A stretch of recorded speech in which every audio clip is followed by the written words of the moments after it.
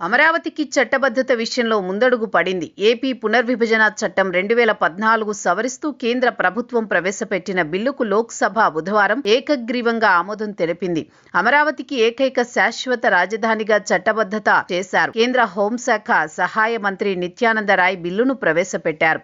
Speaker Om Birla సమక్షంలో మూజువాణి ఓటుతో bill గెలిచింది. దీంతో గత 10 ఏళ్లుగా కొనసాగుతున్న గందరగోళానికి తెరదించుతూ అమరావతి రాజధాని విషయంలో పూర్తిగా స్పష్టత ఇచ్చినట్లయింది.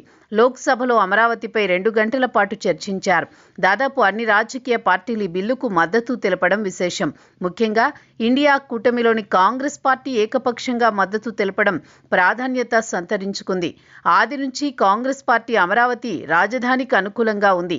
ఈ చట్టబద్ధత అనే అంశంపై తెరపైకి వచ్చినప్పుడు, రాష్ట్ర శాసనసభలో ఆమోదం తెలిపినప్పుడు కాంగ్రెస్ ఏపీ చీఫ్ షర్మిల మద్దతు తెలిపారు. లోక్సభలో కాంగ్రెస్ ఎంపీ మాణిక్యం ఠాగూర్ ఏపీ అభివృద్ధి కోసం అమరావతిని శాశ్వత రాజధానిగా తాము మనస్ఫూర్తిగా సమర్థిస్తున్నట్లు పేర్కొన్నారు. బెంగళూరు, చెన్నై, హైదరాబాద్ నగరాల తరహాలో అమరావతి అభివృద్ధి చేయాలని, అదే సమయంలో ఏపీలోని విశాఖ, తిరుపతి, కర్నూలు వంటి ప్రాంతాలను కూడా విస్మరించకూడదు అని సూచించారు. అదే సమయంలో ప్రత్యేక హోదా వంటి హామీలను కూడా కేంద్రం నెరవేర్చాలని డిమాండ్ చేశారు. TDP, BJP, Janasena, Congress, YCP, Samajwadi party ఎంపీలు చర్చలో పాల్గొన్నారు. టీడీపీ తరపున కేంద్ర మంత్రి చంద్రశేఖర్ మాట్లాడుతూ అమరావతి కోసం భూములు త్యాగం చేసిన రైతులకు అభినందనలు తెలిపారు. రాజధాని ఉద్యమంలో పోరాడిన మహిళలకు జేజేలు తెలిపారు. ఏపీ రాజధానిగా అమరావతి శాశ్వతంగా ఉంటుంది అనే భరోసా ఇస్తుంది చట్టం. అమరావతి నిర్మాణం చంద్రబాబు ఆశయమని, కూటమి ఐక్యంగానే ఇది సాధించగలిగామని చంద్రశేఖర్ అభిప్రాయపడ్డారు.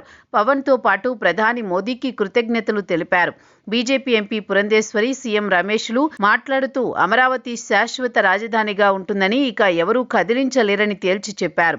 వైసీపీ హయాంలో అమరావతి అంధకారంలో పడిందని, రైతుల పట్ల వైసీపీ ప్రభుత్వం అమానుషంగా వ్యవహరించిందని గుర్తు చేశారు. వైసీపీ ఎంపీ మిథున్ రెడ్డి మాట్లాడుతూ అమరావతి నిర్మాణంలో ఇన్సైడ్ ట్రేడింగ్ జరిగిందని, అవినీతి జరిగిందని, అప్పులు చేసి రాజధాని నిర్మాణం చేపట్టిన అంశానికి సంబంధించి తాము వ్యతిరేకిస్తున్నామని చెప్పి సభ నుంచి వాకౌట్ చేశారు.